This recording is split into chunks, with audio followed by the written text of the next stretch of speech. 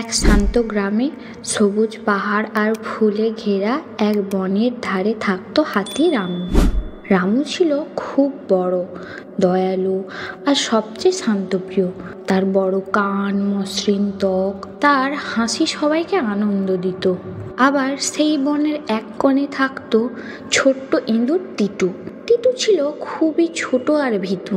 সে সবসময় ভয় পেত ছায়া দেখে, হাওয়ার শব্দ শুনে, কখনো কখনো ফুলের রং দেখেও। টিটু ভাবতো এই জগতে সবই বোধহয় ভয়ঙ্কর। এক সকালে রামু নদীর ধারে জল খেতে গিয়েছিল। হঠাৎ সে টিটুকে দেখতে পেল। সে এক গাছের পিছনে লুকিয়ে আছে। কেন এত ভয় পাচ্ছ টিটু? রামু জিজ্ঞাসা করলো। টিটু কাঁপতে কাঁপতে বলল, আমি আমি আমি একা নদীর ধারে যেতে পারি না। জল, পাখির ডাক সবই যেন ভয়ঙ্কর মনে হয়। রামু হাসলো। ভয় পাওয়া স্বাভাবিক, কিন্তু আমি তোমার সাথে আছি। আমরা একসাথে গেলে কিছুই হবে না। টিটু প্রথমে দ্বিধাগ্রস্ত হলো, কিন্তু রামুর বড় দয়া ও ধীর স্বভাব তাকে সাহস দিল। তারা একসাথে নদীর ধারে গেল। রামু জলের ওপরে সাদা রূপোর ঝর্ণার ফেনা দেখালো। দেখো টিটু, এই জল আসলে আমাদের কিছুই করতে পারবে না। ভয় শুধু কল্পনায় থাকে। টিটু ধীরে ধীরে জলের পাশে এলো। সে ছোট্ট পা দিয়ে জলকে স্পর্শ করলো। ওহ, এটা মোটেও ভয়ঙ্কর নয়। সে আনন্দে চিৎকার করলো।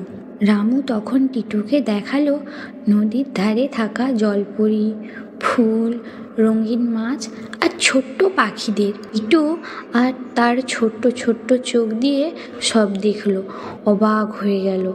ও রামু, এই জগৎ এত সুন্দর, আর আমি সব কিছুতে ভয় পেতাম। টিটু হাসলো এটা বলে।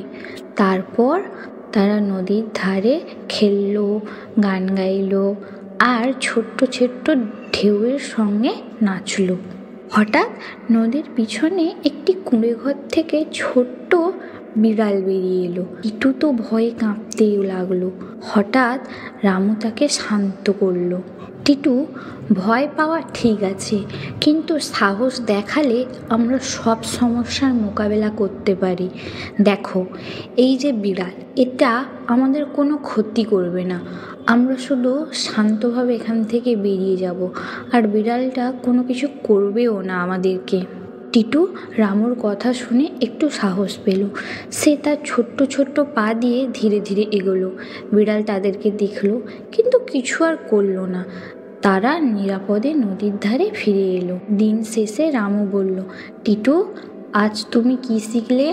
ভয় থাকলেও বন্ধু থাকলে আমরা সব সাহসী হয়ে উঠতে পারি। টিটু মাথা নেড়ে বলল, হ্যাঁ, তুমি না আমাকে শিখিয়েছ ভয় শুধু কল্পনায় থাকে।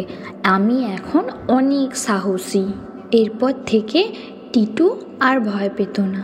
সে নতুন বন্ধুদের সঙ্গে খেলতো, নতুন জায়গা আবিষ্কার করত, আর ধীরে ধীরে বনের সবচেয়ে সাহসী ছোট্ট ইঁদুর হয়ে উঠল টিটু।